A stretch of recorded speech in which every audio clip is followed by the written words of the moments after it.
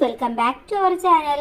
5ാം ക്ലാസ്സിലെ കേരള പാഠാവലിയിലെ 3ാമത്തെ യൂണിറ്റിലേക്ക് എല്ലാ കൂട്ടുകാർക്കും സ്വാഗതം. അപ്പോൾ നമ്മൾ 2 യൂണിറ്റിലെ എല്ലാ പാഠഭാഗങ്ങളും നമ്മൾ നോക്കി, എക്സാമും കഴിഞ്ഞു. ഇനി നമുക്ക് 3ാമത്തെ പാഠഭാഗമാണ് പഠിക്കാനുള്ളത്. അപ്പോൾ നമുക്ക് 3ാമത്തെ യൂണിറ്റിലേക്ക് കടക്കാം. 3ാമത്തെ യൂണിറ്റ് നടന്ന് നടന്ന് പിന്നെ പറന്ന് പറന്ന് എന്നുള്ളതാണ്. ഓക്കെ, അപ്പൊ താഴെ കൂട്ടുകാർ നോക്കൂ, ഇവിടെ കുറെ ഡോട്ട് തന്നിട്ടുണ്ട് അല്ലെ. കുത്തുകൾ യോജിപ്പിച്ചു നോക്കൂ എന്ന് പറഞ്ഞിട്ടുണ്ട്. അപ്പൊ കൂട്ടുകാര് ഈ കുത്തുകൾ യോജിപ്പിച്ചു നോക്കുമ്പോൾ നിങ്ങൾക്ക് ഇവിടെ ഒരു സംഭവം കാണാൻ വേണ്ടി സാധിക്കും. എന്താണത്? അത് താജ്മഹലാണ്. ഓക്കെ, താജ്മഹലാണ് നിങ്ങൾക്ക് കാണാൻ വേണ്ടി കഴിയുക. ഇനി ചിത്രത്തെ കുറിച്ച് നിങ്ങൾക്ക് എന്തെല്ലാം പറയാനുണ്ട് എന്ന് ചോദിച്ചിട്ടുണ്ട്. അപ്പൊ ചിത്രം നമ്മൾ പറഞ്ഞു താജ്മഹലാണെന്ന്. താജ്മഹലിനെ കുറിച്ച് കുറച്ച് കാര്യങ്ങൾ നമുക്ക് എഴുതാം. ലോക മഹാത്ഭുതങ്ങളിൽ ഒന്നായ താജ്മഹലിന്റെ ചിത്രമാണ് ഇവിടെ നമുക്ക് തന്നിരിക്കുന്നത്. ഉത്തർപ്രദേശിലെ ആഗ്രയിൽ യമുന നദി തീരത്ത് സ്ഥിതി ചെയ്യുന്നു. ഭാര്യ മുംതാസ് മഹലിന്റെ സ്മരണയ്ക്ക് ഷാജഹാൻ ചക്രവർത്തിയാണ് ഇത് പണിയെടുപ്പിച്ചത്. വെണ്ണക്കല്ലിൽ കൊത്തിയെടുത്ത ഈ മഹാത്ഭുതം മുഗൾ വാസ്തുവിദ്യയുടെ ഏറ്റവും വലിയ ഉദാഹരണമാണ്. ആയിരക്കണക്കിന് കലാകാരന്മാരും ശില്പികളും ചേർന്ന് 22 വർഷം എടുത്താണ് പണി പൂർത്തിയാക്കിയത്. അപ്പൊ ഇത്രയും കാര്യങ്ങൾ നിങ്ങൾക്ക് ഇവിടെ എഴുതാം. ഇനി നമ്മുടെ പാഠഭാഗം നമുക്കൊരിടം വരെ പോയാലോ എന്ന് ചോദിക്കുന്നുണ്ട്. ഏതിടം വരെയാണ്? ഇടുക്കി വരെയാണ്. ഇടുക്കിയുടെ താജ്മഹൽ. അപ്പൊ നമുക്ക് പാഠഭാഗം ആദ്യം വായിച്ചു നോക്കാം.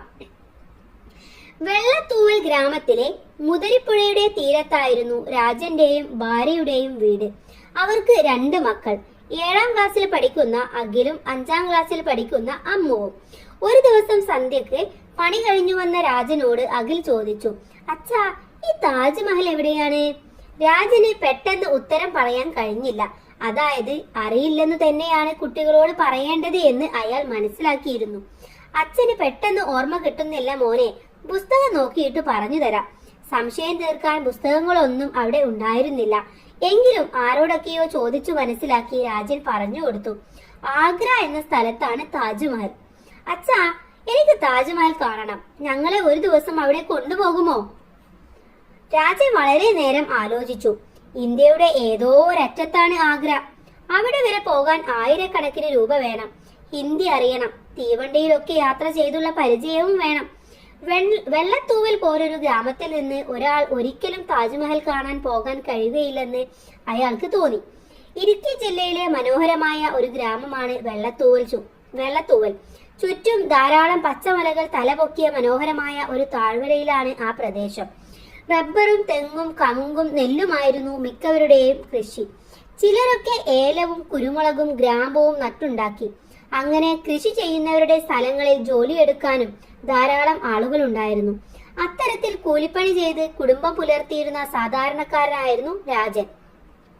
അച്ഛനിൽ നിന്നും മറുപടി കിട്ടാതെ വന്നപ്പോൾ അഖിൽ പിന്നെയും ചോദിച്ചു, അടുത്ത വെക്കേഷന് അച്ഛൻ ഞങ്ങളെ താജ്മഹൽ കാണിക്കാൻ കൊണ്ടുപോകുമോ? അവനെ സമാധാനിപ്പിക്കാനായി രാജൻ പറഞ്ഞു, നന്നായി പഠിച്ച വേനൽ പൂട്ടിന് നമ്മൾ താജ്മഹൽ കാണാൻ പോകും. അമ്മ കൂടി ഉറപ്പു പറയുമ്പോഴാണല്ലോ കുട്ടികൾക്ക് ശരിക്കും ഒരു സന്തോഷമുണ്ടാവുക. അഖിൽ അമ്മയോട് ചോദിച്ചു. അച്ഛൻ കൊണ്ടുപോകുമോ അമ്മേ? അവർക്ക് കൃത്യമായ ഉത്തരമുണ്ടായിരുന്നില്ല. എങ്കിലും മകനെ സമാധാനിപ്പിക്കാനായി അവർ പറഞ്ഞു, അച്ഛൻ പറഞ്ഞെങ്കിൽ അങ്ങനെ തന്നെ ചെയ്യും. സ്കൂൾ അടക്കട്ടെ. അഖിലിന് സന്തോഷമായി. അവൻ താജ്മഹലിനെ സ്വപ്നം കാണാൻ തുടങ്ങി. കിട്ടാവുന്നിടത്തെല്ലാം താജ്മഹലിന്റെ ചിത്രങ്ങൾ സമ്പാദിച്ചു. ഷാജഹാന്റെയും ഭാര്യ മുംതാസ് മഹലിന്റെയും കഥകൾ അവൻ ശേഖരിക്കുകയും സ്കൂൾ വിട്ടുവന്ന് അമ്മയോടും അനിയത്തിയോടും അതൊക്കെ വർണ്ണിച്ചു പറയുകയും ചെയ്തു. വേനൽ അവധിക്ക് വിനോദയാത്ര പോകുന്ന കാര്യം സ്കൂളിലെ കൂട്ടുകാരോട് പറയാനും അഖിൽ മറന്നില്ല. ഞങ്ങൾ താജ്മഹൽ കാണാൻ പോകുമല്ലോ. കൂട്ടുകാരിൽ ചിലരത് വിശ്വസിച്ചു, കുറെ പേര് അവിശ്വസിക്കുകയും ചെയ്തു. ദിവസങ്ങൾ ഓടി ഓടിപ്പോയി. അങ്ങനെ മാർച്ച് അവസാനമായി. സ്കൂൾ അടച്ചു. പിറ്റേ ദിവസം രാവിലെ അഖിൽ അച്ഛനോട് ചോദിച്ചു, എപ്പോഴാ അച്ഛാ നമ്മൾ താജ്മഹൽ കാണാൻ പോകുന്നത്? രാജൻ ഞെട്ടിപ്പോയി. ഇത്രയും കാലം കൊണ്ട് അവനക്കാര്യം മറന്നിട്ടുണ്ടാവുമെന്നാണ് സാധുവായ ഏതൊരു പിതാവിനെയും പോലെ രാജനും വിചാരിച്ചിരുന്നത്. വാസ്തവത്തിൽ മക്കളോട് വാക്കു പറഞ്ഞത് രാജൻ ഇടയ്ക്കിടെ ഓർമ്മിക്കാറുണ്ടായിരുന്നു. പക്ഷേ ഒരു കൂലി വേലക്കാരന്റെ സ്വപ്നത്തിന് പോലും താങ്ങാനാവാത്തതായിരുന്നു താജ്മഹൽ യാത്ര. ഉള്ളത് തുറന്നു പറയുകയാണ് നല്ലതെന്ന് അയാൾക്ക് തോന്നി. മോനെ, അവിടെ വരെ പോയി വരാൻ ഒരുപാട് കാശ് വേണം. ഇക്കൊല്ലം നമുക്കതിന് കഴിയുമോ എന്നറിയില്ല. അടുത്ത വർഷം എന്തായാലും. അഖിൽ മറുത്തൊന്നും പറഞ്ഞില്ല. അച്ഛന്റെ കയ്യിൽ കാശില്ല, കാശുണ്ടെങ്കിൽ യാത്ര പോകുമായിരുന്നു. ചിലപ്പോൾ നാട്ടിൽ പണികൾ വല്ലാതെ കുറയും, അപ്പോൾ വലിയ കഷ്ടമാവും. അച്ഛനും അമ്മയും അതൊക്കെ സങ്കടത്തോടെ പറയാറുണ്ട്. അഖിലും അമ്മവും അതെല്ലാം കേൾക്കുന്നതാണ്. യാത്ര അടുത്ത കൊല്ലമാവാം അവർ കരുതി. അഖിലും അമ്മവും താജ്മഹലിനെ കുറിച്ച് ഒരുപാട് വിവരങ്ങളും ധാരാളം ചിത്രങ്ങളും ശേഖരിച്ചിരുന്നു. ഇരുവരും ചേർന്ന് മനോഹരമായ ഒരു ആൽബം ഉണ്ടാക്കി. രാജനും ഭാര്യയും സങ്കടത്തോടെ അത് നോക്കി. താജ്മഹൽ കാണാൻ അവർക്ക് വലിയ മോഹം തോന്നി തുടങ്ങിയിരുന്നു. ഒടുക്കൻ രാജൻ കുട്ടികളോട് പറഞ്ഞു, അച്ഛനും അമ്മയ്ക്കും ഇപ്പോഴത്തെ അവസ്ഥയിൽ നിങ്ങളെ ഇത്രയും വലിയ ഒരു യാത്രക്ക് കൊണ്ടുപോകാനൊന്നും കഴിയില്ല. അതിനാൽ അഖിലും അമ്മവും വാശി പിടിച്ചു കരഞ്ഞില്ല. എങ്കിലും രണ്ടുപേർക്കും ഉള്ളിൽ നല്ല വേദനയുണ്ടായിരുന്നു. മക്കളുടെ വേദന രാജൻ മനസ്സിലായി. മക്കളെ കൂട്ടി ഏതെങ്കിലും ഒരിടത്തേക്ക് എത്രയും പെട്ടെന്ന് ഒരു യാത്ര പോകുന്നതിനെ കുറിച്ച് അയാൾ ആലോചിച്ചുകൊണ്ടിരുന്നു. ഒരു ദിവസം രാജൻ മക്കളോട് പറഞ്ഞു, അച്ഛൻ നിങ്ങൾക്ക് നമ്മുടെ ജില്ലയിലെ താജ്മഹൽ കാണിച്ചു തരാൻ പോകുന്നു. നമ്മുടെ ജില്ലയിൽ താജ്മഹലോ? അവർ അത്ഭുതപ്പെട്ടു. രാജന്റെ ചുണ്ടിൽ ഒരു ചിരി വിടർന്നു. പിറ്റേന്ന് അവർ പുറപ്പെട്ടു. വെള്ളത്തൂവലിൽ നിന്ന് ബസ് കയറി. 2-3 ബസ്സുകൾ മാറി കയറി ഒരു ചെറിയ പട്ടണത്തിലെത്തി. കുട്ടികൾ ചുറ്റിനും നോക്കി. കുറച്ചു മാത്രം കടകളും ആളുകളുമുള്ള ഒരു ചെറിയ കവല. അമ്മയുടെ മുഖത്ത് ഒരു ചെറിയ മന്ദഹാസം വിരിയുന്നത് അവർ കണ്ടു. രാജൻ അവരുടെ കൈപിടിച്ച് കുറച്ചു ദൂരം നടന്നിട്ട് കൈ ചൂണ്ടി. നോക്കൂ, ഇതാണ് നമ്മുടെ ജില്ലയിലെ താജ്മഹൽ. കുട്ടികൾ വിസ്മയിച്ചു പോയി. അവരുടെ മുന്നിൽ ഇടുക്കി അണക്കെട്ട് ആകാശത്തേക്ക് തല ഉയർത്തി നിൽക്കുകയായിരുന്നു. നോക്കൂ, ആ ചിത്രമാണ് ഇവിടെ കാണിച്ചിട്ടുള്ളത്. ഒക്കെ ഇടുക്കി അണക്കെട്ടിന്റെ. അമ്മേ, ഇത് ഇടുക്കി അണക്കെട്ടല്ലേ? അമ്മ പുഞ്ചിരി തൂക്കി. അഖിൽ അങ്ങോട്ട് ഓടാനാഞ്ഞു. രാജൻ അവനെ പിടിച്ചു നിർത്തി. അവർ നടന്ന് അണക്കെട്ടിന് മുകൾ ഭാഗത്തെത്തി. പാറ വെട്ടിയുണ്ടാക്കിയ ഒരു പാതയാണ് അവരെ അവിടേക്ക് നയിച്ചത്. പാറയിൽ നിന്ന് ഉറവ വെള്ളം ഒഴുകുന്നുണ്ട്. നല്ല തണുപ്പുള്ള ചില്ലുവെള്ളം. വിസ്മയിപ്പിക്കുന്ന കാഴ്ചയായിരുന്നു അത്. 2 കരിമ്പാറ മലകൾക്കിടയിൽ നദിയെ തടഞ്ഞു നിർത്തുന്ന വമ്പൻ ഭിത്തി. ശാപം മൂലം കരിമ്പാറ മലകളായി ഉറഞ്ഞുപോയ ആദിമ നിവാസികളായിരുന്ന കുറത്തിയും കുറവനും ആണത്രേ അത്. അഖിൽ ഒന്ന് കൂകി വിളിച്ചു. അപ്പോൾ അകലെ നിന്ന് മറുകൂക്ക് കേട്ടു. കുറവനും കുറത്തിയുമായിരിക്കും മറുകൂക്കിട്ടത്.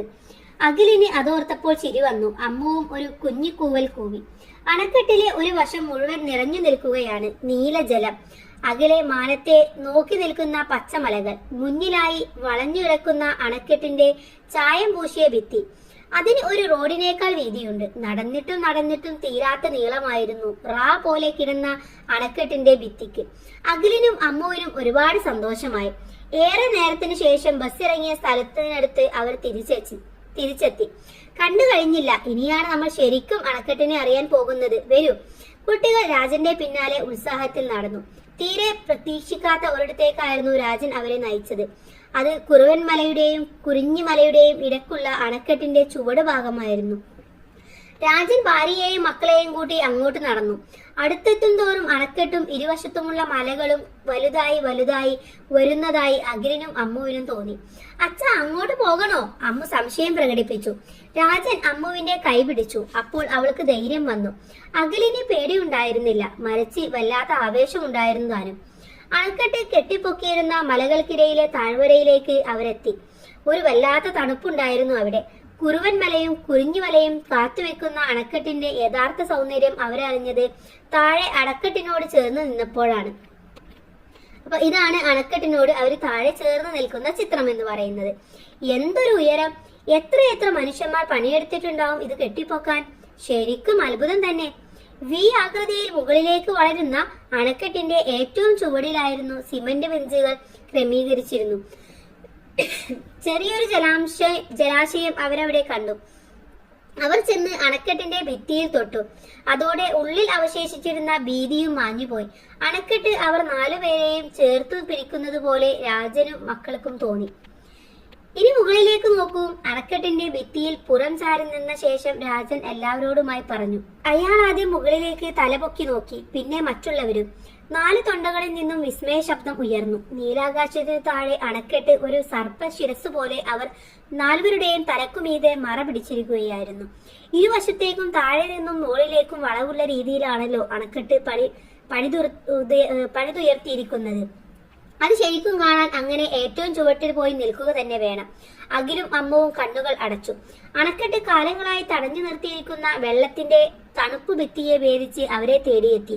അമ്മയെ പോലെ കാതുകളിൽ പ്രപഞ്ചത്തിന്റെ ഇരമ്പം അവരറിഞ്ഞു. അവർക്ക് ആദ്യം തോന്നിയിരുന്ന ഭയം ശരിക്കും മാറിപ്പോയി. അണക്കെട്ടമ്മേ, അഖിലാണ് ആദ്യം അങ്ങനെ വിളിച്ചത്. പിന്നെ ഏട്ടനെ അനുകരിച്ചുകൊണ്ട് അമ്മവും. ഇതാണ് നമ്മുടെ നാട്ടിലെ, രാജൻ പറയാൻ തുടങ്ങി. താജ്മഹൽ കുട്ടികൾ പൂരിപ്പിച്ചു. രാജനും ഭാര്യയും ചിരിച്ചു. സുസ്മേഷ് ചന്ദ്രോത്തിന്റെ ഒരു കഥയാണ് ഇവിടെ തന്നിട്ടുള്ളത്.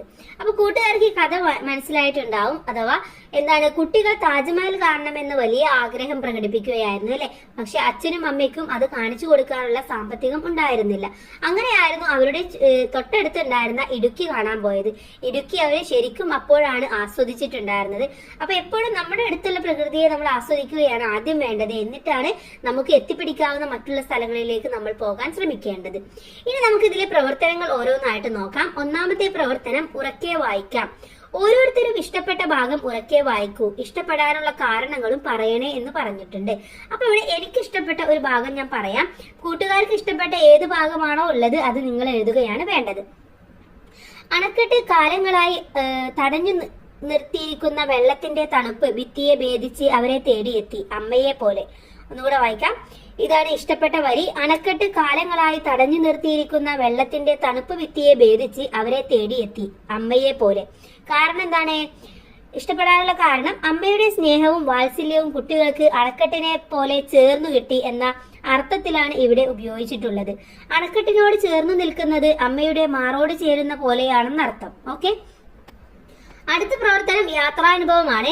യാത്രകൾ നമ്മുടെ ജീവിതത്തിന്റെ ഭാഗമാണ്. നിങ്ങൾ നടത്തിയ ഒരു യാത്രയുടെ ഒരുക്കങ്ങളും അനുഭവങ്ങളും കൂട്ടുകാരുമായി പങ്കുവെക്കാനാണ് പറഞ്ഞിട്ടുള്ളത്.